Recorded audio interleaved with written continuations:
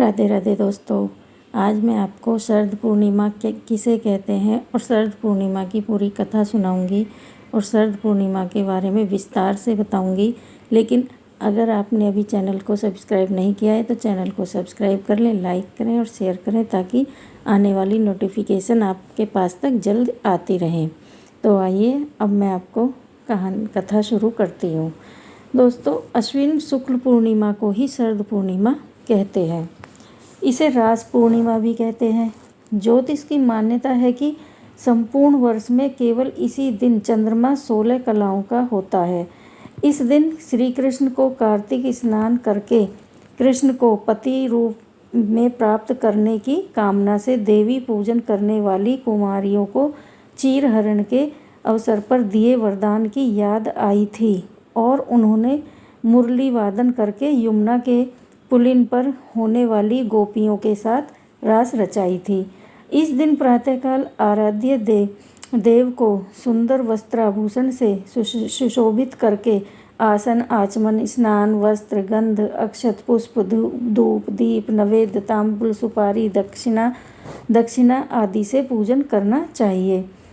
रात्रि के समय गो दुग्ध से बनी खीर में घी तथा चीनी मिलाकर पूरियों की रसोई सहित अर्धरात्रि के समय भगवान को भोग लगाना चाहिए। रात्रि जागरण करके भगवत भजन करना चाहिए। चांद की रोशनी में सुई धागा पिरो। पूर्ण चंद्रमा के आकाश के मध्य में स्थित होने पर उसका पूजन करो।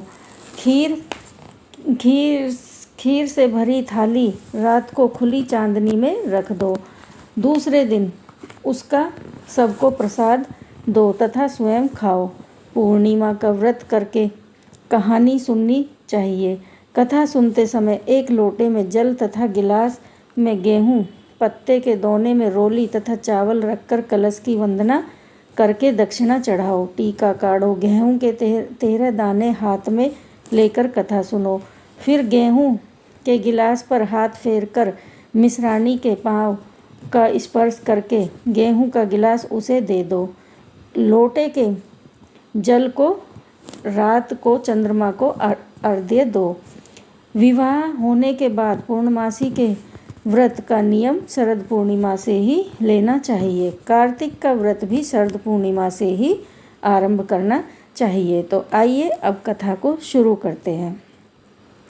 एक साहूकार की 2 पुत्रियां थीं। दोनों पूर्णमासी का व्रत किया करती थीं। बड़ी बहन तो पूर्ण व्रत करती पर छोटी अधूरा। छोटी बहन के जो भी संतान होती वह जन्म लेते ही मर जाती, पर बड़ी बहन की सारी संतानें जीवित रहती।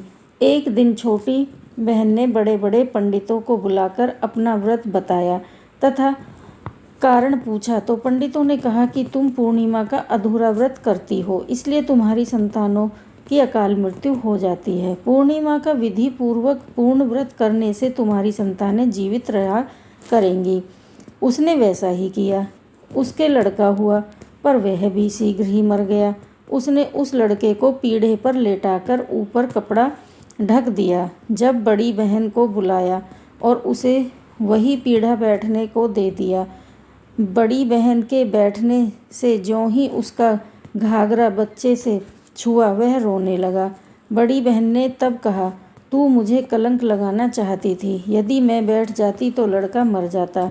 तब छोटी बहन बोली, यह तो पहले ही मरा हुआ था, तेरे ही भाग्य से जीवित हुआ है। हम दोनों बहनें पूर्णिमा का व्रत करती हैं। तू पूरा करती है और मैं अधूरा, जिसके दोष से मेरी संतानें मर जाती हैं। इसलिए तेरे ही पुण्य से यह बालक जीवित हुआ है। उसके बाद उसने नगर भर में पूर्णिमा का पूरा व्रत करने का ढिंढोरा पिटवा दिया। तो दोस्तों, कैसी लगी आपको मेरी कहानी? अगर अच्छी लगी है तो कमेंट बॉक्स में जय श्री कृष्णा ज़रूर लिखना। धन्यवाद।